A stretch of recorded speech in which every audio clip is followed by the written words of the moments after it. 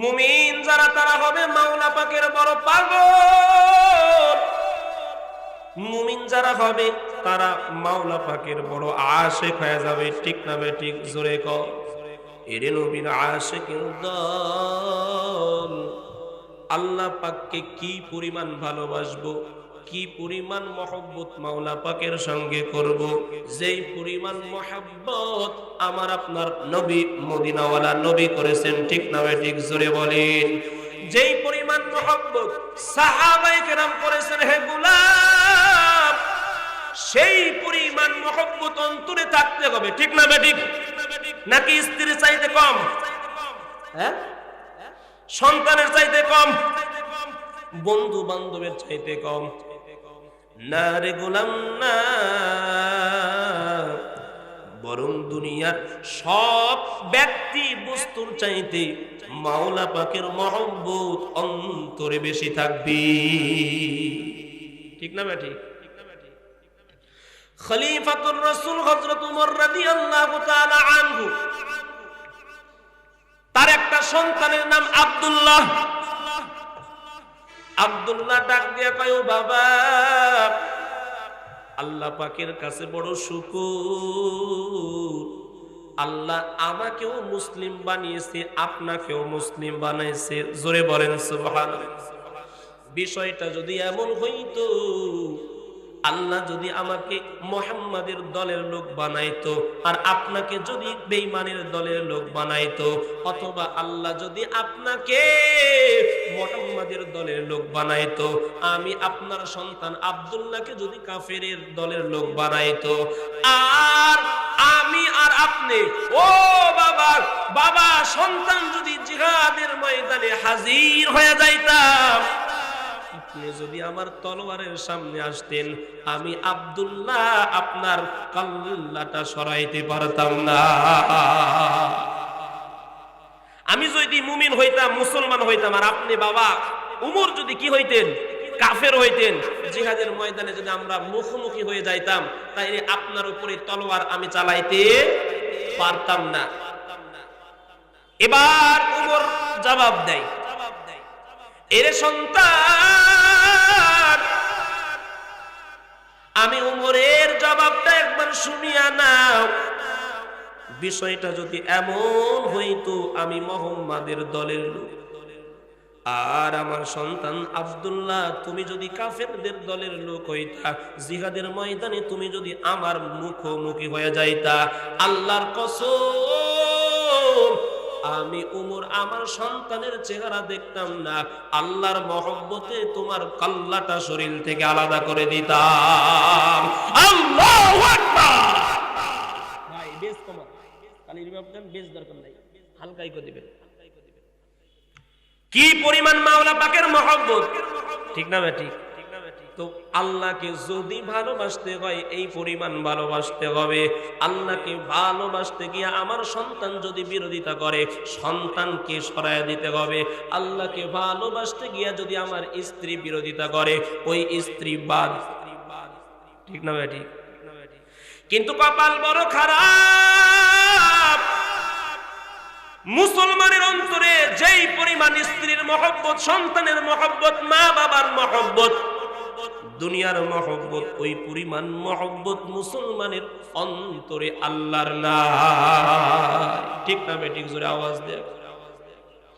কিন্তু নবীর সাহাবা আবু বকর মাওলা পাকের এত আশিক, আবু বকরের সামনে কোন বেঈমান যদি আল্লাহকে নিয়ে কথা বলতো, আবু বকর সহ্য করতে পারত।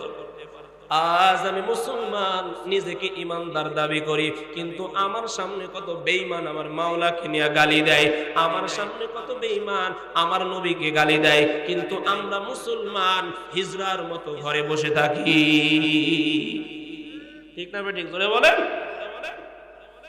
কিন্তু আবু বকর একদিন রাস্তা দিয়ে হেঁটে যায়, হঠাৎ করে কিছু কাফের বেঈমান আল্লাহকে নিয়ে কটূক্তি করে। আল্লাহর রাসূলের সাহাবী আবু বকরের মধ্যে কি পরিমাণ মহব্বত ভালোবাসা ছিল যে আবু বকরের সামনে আল্লাহকে নিয়ে কেউ কথা বললে আবু বকর সহ্য করতে পারতেন না। আবু বকর এমন নবীর আশিক, আবু বকর রাস্তা দিয়ে চলতেছে, হঠাৎ করে কিছু কাফের বেঈমান আল্লাহকে নিয়ে বাজে কমেন্ট করে। বেঈমানেরা ডাক দিয়ে কয়, মুসলমানের আল্লাহ নাকি ফকির, মুসলমানের আল্লাহ নাকি গরীব। নাউজুবিল্লাহ বলেন। একটা আয়াত নাযিল হয়েছে, মান যাল্লাযী ইউকরিদুল্লাহা করদান হাসানা। জমিনের মধ্যে এমন কে আছে যারা আল্লাহকে উত্তম কর্জ দেবে, কর্জে হাসানা, যারা আল্লাহকে ঋণ দেবে আল্লাহ বিনিময়ে দ্বিগুণ বাড়ায় দিবে। জোরে বলেন সুবহানাল্লাহ। কাফের বেঈমানরা বলে আল্লাহ ঋণ চাই, কর্জে হাসানা দেওয়ার কথা বলে, আল্লাহ কি গরিব নাকি, এই কথা বলে।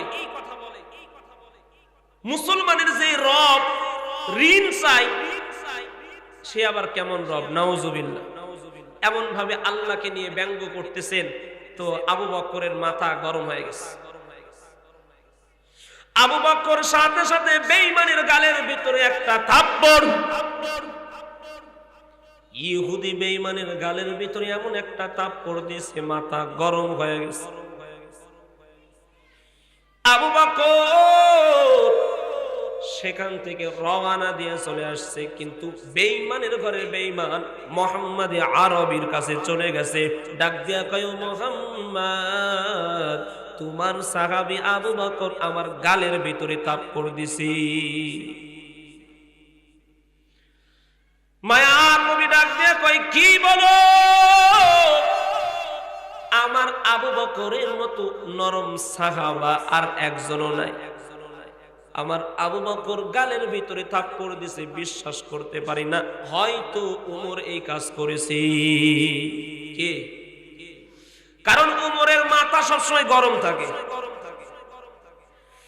মায়ার নবীকে ডাক দিয়ে কয়, মুহাম্মদ, আমি তোমার সাহাবী আবু বকরকে ভালো করে চিনি, আবু বকর আমার গালের ভিতরে থাপ্পড় দিছে। নবী ডাক দিয়া কয়, তাইলে আবু বকরকে আমার সামনে উপস্থিত করা হোক। আবু বকরকে আনা হলো। ডাক দিয়া কয়, আবু বকর, তোমার ব্যাপারে ইহুদি বেঈমান বলে তুমি নাকি তার গালের ভিতরে থাপ্পড় দিছো।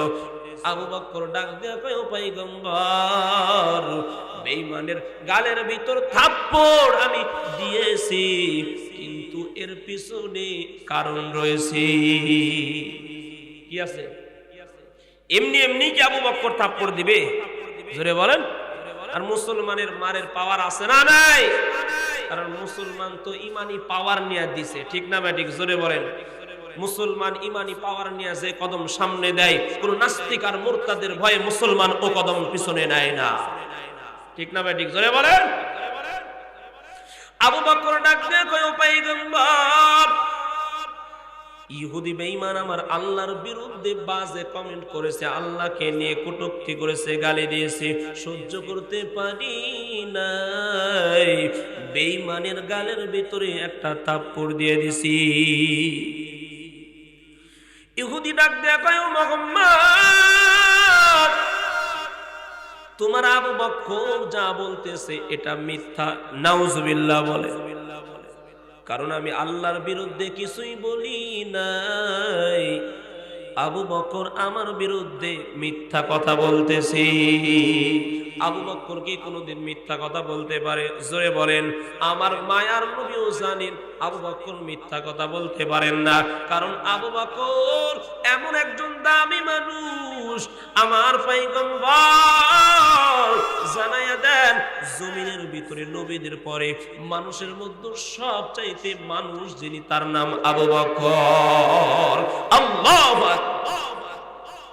মায়ার নবী বলে, ও আবু বকর, যদি সত্য সত্যই তুমি অযথাই থাপ্পড় দিয়ে থাকো, ইহুদি বেঈমান বলে তুমি নাকি মিথ্যা কথা বলতেছো, তাইলে এখন ইনসাফের বিচার হলো তুমি ইহুদির গালের ভিতরে একটা থাপ্পড় দিছো, ইহুদি বেঈমানটাও তোমার গালের ভিতরে একটা থাপ্পড় দিবে হিসাব বরাবর। কারণ আমি মুহাম্মদ এমন একজন বিচারক, আমার কাছে বেইনসাফি চলবে না। কারণ জমিনে আসছি ইনসাফ প্রতিষ্ঠা করার জন্য। কি করার জন্য? আমি জমিনে আসছি ইনসাফ প্রতিষ্ঠা করার জন্য। আমি বেইনসাফি করতে পারি না। যদি তুমি সত্য হয়ে থাকো তাইলে এখন তোমার পক্ষে একটা সাক্ষী পেশ করো। আবু বকর ডাক দিয়ে কয়, ও পয়গম্বর, যেই সময় ইহুদি বেঈমান আমার আল্লাহকে গালি দিয়েছে ওই সময় আমি আবু বকর ছাড়া দ্বিতীয় কেউ ছিল না। আমি এখন কেমন করে সাক্ষী হাজির করব? বিপদ না? তাইলে ইহুদি বেঈমান এখন তোমার গালের ভিতরে একটা থাপ্পড় দিবে। মায়ার নবীও চাই না ইহুদির নাপাক হাতটা আবু বকরের গালের ভিতরে লেগে যায়। ইহুদি মনে মনে বড় খুশি, আজ আবু বকর রে পাইছি, গালের ভিতরে একটা থাপ্পড় দিব। মনে মনে বড় আনন্দ হইয়া হাতটা যখন আগায় নিয়ে যায়, সাথে সাথে জিব্রাইল আমিন হাজির হয়ে গেছে। ডাক দিয়া কয়, ও পয়গম্বর, আবু বকরের সাক্ষী জমিনে কেউ না হতে পারে, আল্লাহ নিজেই আবু বকরের সাক্ষী হয়ে গেছে। আল্লাহ নিজেই আবু বকরের সাক্ষী হয়ে আয়াত নাযিল করলেন, লাকাদ সামিআল্লাহু কাওলাল্লাযীনা ক্বালু ইন্নাল্লাহা ফাকীরুন ওয়া নাহনু আগনিয়া। আল্লাহ জানায় দেন পয়গম্বর, ইহুদি বেঈমানরা যা বলেছে আমি আল্লাহ তা শুনেছি। তারা বলেছে ইন্নাল্লাহা ফাকীরুন, নিশ্চয় আল্লাহ গরীব আর আমরা বড় ধনী। জোরে বলেন নাউজুবিল্লাহ। অথচ পৃথিবীর মধ্যে সবচাইতে ধনী কে? জোরে আওয়াজ দিয়ে বলতে হবে কে? ইয়া আইয়ুহান নাস আনতুমুল ফুকারাউ ইলাল্লাহ ওয়াল্লাহু হুয়াল গনিয়্যুল হামিদ। আল্লাহ বলে আমি রব, এমন একজন রব, আমি প্রশংসিত ধনী, আমার মতো ধনী জমিনে কেউ নাই। আমি আল্লাহ ধনী, দুনিয়ার সব ফকির নি। এরে মুসলমান নবীর আশিকের দল, ওই আল্লাহকে মহব্বত করা, ভালোবাসার দরকার আছে না নাই? জোরে বলেন। কেন ভালোবাসবো? আমি কি পরিমাণ মাওলাকে ভালোবাসি তার চাইতে দ্বিগুণ মহব্বত মাওলা আমাকে আপনাকে করে। জোরে বলেন সুবহানাল্লাহ। আল্লাহ জানে দেন, এরে গোলাম, জমিনের ভিতরে আমি তোরে বানাইছি, তুই জানোস না তোর প্রতি আমি আল্লাহর কি পরিমাণ ইহসান। আমি আল্লাহ যখন তোরে দুনিয়াতে আনার চিন্তা করেছি, তোর মায়ের পেটের ভিতরে 10টা মাস তোরে আমি সংরক্ষণ করে রাখছি। জোরে বলেন সুবহানাল্লাহ। তোর জন্য ইহসান করিয়া আমি আল্লাহ এমন কুদরতি ফ্লাক্সের ব্যবস্থা করলাম। দুনিয়াতে ফ্লাক্সের ভিতরে দুধ রাখা হইলে 24 ঘন্টা পর দুধ নষ্ট হয়ে যায়, কিন্তু আমি আল্লাহ এমন কুদরতি একটা ফ্লাক্সের ব্যবস্থা করলাম। হে মুমিন, 2টা বছর টানা দুধ পান করবি, জীবনে বলতে পারবি না এই দুধের ফ্লাক্সের দুধ নষ্ট হয়ে গেছে। আল্লাহু আকবার। মায়ের স্তরের ভিতরে এমন ফ্লাক্স, কুদরতি ফ্লাক্স, যেই দুধ খুব বেশি ঠান্ডাও না আবার একেবারে গরমও না। তুই দুনিয়াতে আসার পর কান্নার আওয়াজ দিবি, তোর মা তোর মুখে দুধ লাগায় দিবে, সাথে সাথে সাথে সাথে তুই পান করা শুরু করবি।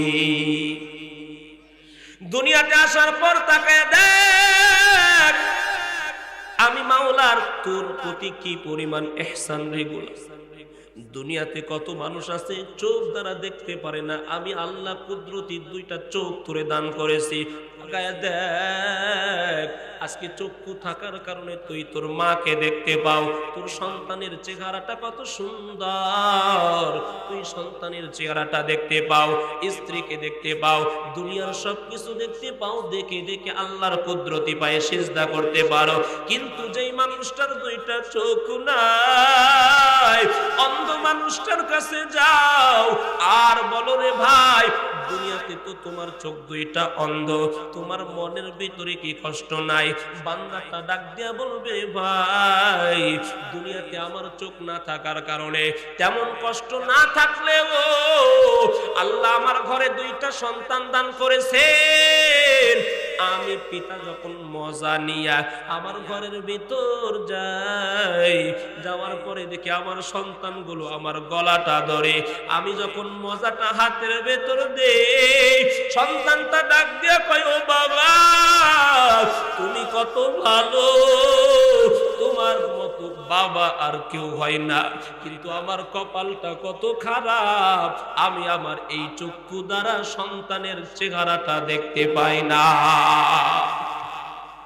আল্লাহ বলে, আমি তোরে দুইটা চোখ দান করলাম, ওয়ালিসানাও ওয়া শাফাতাইন, আমি আল্লাহ তোরে কুদরতি দুইটা ঠোঁট দান করলাম, একটা জিহ্বা দান করলাম। আজ এই জিহ্বার কারণে তুই তোর মাকে ডাকতে পারো, সন্তানকে আওয়াজ দিয়ে দিয়ে ডাকতে পারো, এই জবানটা দিয়ে কোরআন তেলাওয়াত করতে পারতো। এরে মুসলমান, তাকায় দেখ তোর পুরো শরীরটা কি পরিমাণ নিয়ামত দ্বারা ভরপুর।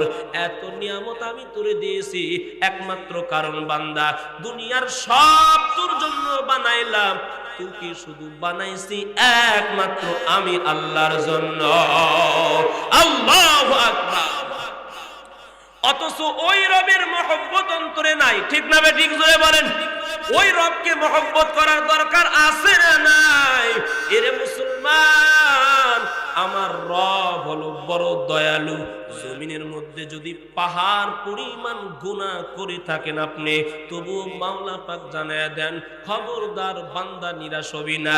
কুল ইয়া ইবাদিয়াল্লাযিনা আসরাফু আলা আনফুসিহিম লা তাকনাতু মির রাহমাতিল্লাহ ইন্নাল্লাহা ইয়াগফিরুয যুনুবা জামিআ ইন্নাহু হুয়াল গফুরুর রহিম।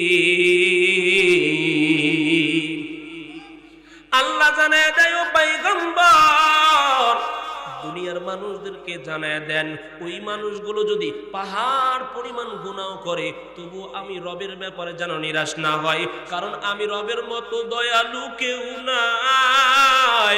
বান্দা যখন পাহাড় পরিমাণ গুনাহ নিয়ে একটা বার চোখের পানি ফেলে যখন দোয়া করে, আমি মাওলা সহ্য করতে পারি না, বান্দার জীবনের সব গুনাহ মাফ করে দিই।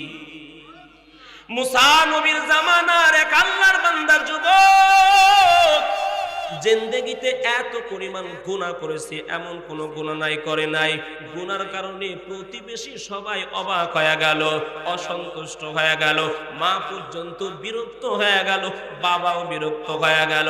যুবকটা এত খারাপ, এলাকার মানুষগুলোকে ঠিক রাখে না। এলাকার মানুষ সবাই মিলে পরামর্শ করলো, এই যুবকটা সমাজ নষ্ট করতেছে, অতএব এর সমাজে রাখা যাবে না, এর সমাজ থেকে বিতাড়িত করতে হবে। আল্লাহর বান্দা যুবককে সমাজ থেকে বিতাড়িত করার কারণে হাত দুইটা রশি দ্বারা বেঁধে, পা দুইটা রশি দ্বারা বেঁধে জংলার কিনারার ভিতরে ফিরে চলে আসলেন। একদিন যায়, দুই দিন যায়, কেউ খবর নেয় না, মাও খবর নেয় না, বাবাও খবর নেয় না, আত্মীয় স্বজন তো দূরের কথা। একদিন, দুই দিন, সপ্তাহ যায়, মাস যায়, কেউ খবর নেয় না। আল্লাহর বান্দা জংলার কিনারায় ক্ষুধার যন্ত্রণায় মরে যাবে এমন অবস্থা। এই হালাতে মাওলাকে ডাক দেয়া কয়, আল্লাহ, দুনিয়াতে মা মনে করেছিলাম বড় আপন, বাবাকে মনে করেছিলাম বড় আপন, কিন্তু তাকায়া দেখেন আজকে জংলার কিনারায় পড়ে আসি, আমার মাও একটাবার আমার খবর নেয় না, বাবাও আমার খবর নেয় না। ও আল্লাহ, আমি জানি দুনিয়ার কেউ যদি খবর না নেয়, দুনিয়ার কেউ যদি তার পাশে না থাকে, ও আল্লাহ, আপনি তো বলেছেন লা তাকনাতু মির রাহমাতিল্লাহ, বান্দা আমি এমন একটা রব থেকে নিরাশ হবি না। ও আল্লাহ, আজকে আমার এই জমিনে কেউ নাই, আমি খাঁটি তওবার নিয়তে হাত দুইটা উঠায়া দিলাম, আপনি আমারে মাফ করিয়া দেন, আমার তওবা কবুল করে ঈমানদার বানায় দেন। জোরে বলেন আল্লাহু আকবার। বান্দা বিপদের শেষ পর্যায়ে মৌতের আগে তওবা করেছে। তওবা করার পর বান্দা দুনিয়া থেকে বিদায় নিয়ে অন্ধকার কবরের বাসিন্দা হয়ে গেলেন। এদিকে আল্লাহ মুসা নবীকে জানিয়ে দিলেন, রে মুসা, আমার একটা বন্ধু অমুক জংলায় আছে, দুনিয়া থেকে বিদায় নিয়েছে, আমার এই বন্ধুটাকে যাও কাফন দাফন শেষ করে জানাজা পড়ায়া দাও। মুসা নবী কয়েকজন মানুষকে নিয়ে জংলার কিনারায় চলে গেলেন। যাওয়ার পর তাকায় দেখে ওই যুবক এলাকার মানুষ অতিষ্ঠ হয়ে যাকে হাত পা বেঁধে জংলার কিনারায় ফেলে রেখেছে। লোকেরা ডাক দেয়া কয়, ও পয়গম্বর, মানুষ অতিষ্ঠ হইয়া যেই বান্দাটাকে এলাকার বাইরে বিতাড়িত করলো, ফেলে রাখলো, এই বান্দা কেমন করে আল্লাহর বন্ধু হয়, আল্লাহর ওলি হয়? ঠিক না বেঠিক? জোরে বলেন। মুসা নবী কাফন দাফন শেষ করার পর ডাক দেয়া বলো, মালিক, যেই বান্দার এত অন্যায় এত গুনাহ, মা বাবা পর্যন্ত বিরক্ত হয়ে গেল, জংলার কিনারায় ফেলে দিয়ে চলে আসলো, আল্লাহ বুঝি না এমন বান্দা কেমন করে আপনার বন্ধু হয়ে গেল? আল্লাহ ডাক দেয়া কয়, রে মুসা, আমি আল্লাহর একটা নাম রহমান, আমি আল্লাহর একটা নাম রহিম, আমি আল্লাহর একটা নাম গফুর। দুনিয়াতে কোনো বান্দা যদি ইখলাসের সাথে তওবা করে, আমি মাওলা সহ্য করতে পারি না। কারণ দুনিয়াতে মায়ের সামনে সন্তান কান্না করলে মা মাফ করে না দিয়ে পারে না। ওরে উস্তাদের সামনে ছাত্র যদি কান্না করে বলে, হুজুর আর বেয়াদবি করব না, উস্তাদ মাফ না করে আর পারে না। আমি তো রব, ওই মায়ের চাইতে উস্তাদের চাইতে আমি আল্লাহর কি মহব্বত কম। বান্দা যখন মৌতের আগে আমার কাছে হাত দুইটা তুলে চোখের পানি ফেলাইছে, আমি আল্লাহ সহ্য করতে পারি নাই। বান্দার তওবা কবুল করে জীবনের সব গুনাহ মাফ করে দিয়েছি। আল্লাহু আকবার।